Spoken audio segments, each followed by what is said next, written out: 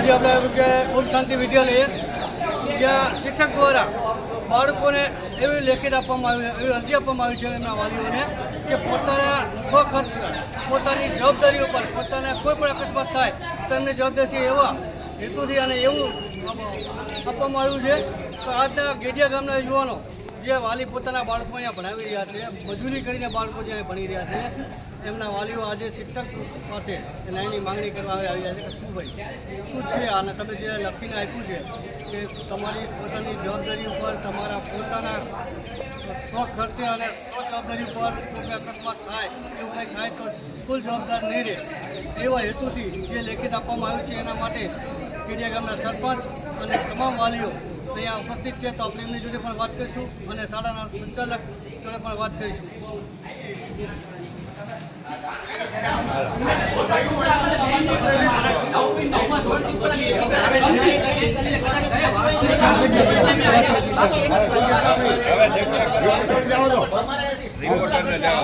આજે આપણે પહોંચે છે ઓમ શાંતિ વિદ્યાલય. તો આગળ મેં તમને કીધું સીતાપુરમાં જે બનાવ બન્યો છોકરું એક સ્કૂલનું તળિયું નીકળીને જે બાળકનું મોત નીપજ્યું એ બધામાં એફઆઈઆર થઈ ચૂકી છે. ત્યારે આજના ગેડિયા ગામના જે યુવાનોને જે વિદ્યાર્થીઓ અહીંયા ભણી રહ્યા છે એમને પણ એવી લેખિત અરજી આપવામાં આવી છે કે તમારા સ્વજોખમે મુસાફરી કરવી અને સ્વજોખમે તમારા બાળકોને મોકલવું. તો એ માટે અહીંયા જે તમામ વાલીઓ સાહેબશ્રીને જે મળવા આવ્યા છે તો આપણે એમની જોડે વાત કરીશું. શું કહેશો? આપણે સાહેબારે બધી વાત કરી લીધી છે.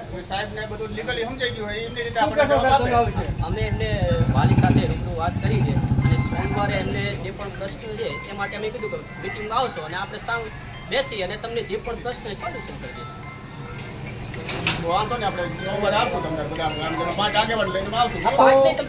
વાલીઓ અને શિક્ષક જોડે એ પણ સોમવારે એમની મિટિંગ ગોઠવવામાં આવશે અને જે કંઈ મહત્વનો મુદ્દો હશે સોમવારે કહી શકાશે કે હવે આગળ શું થશે.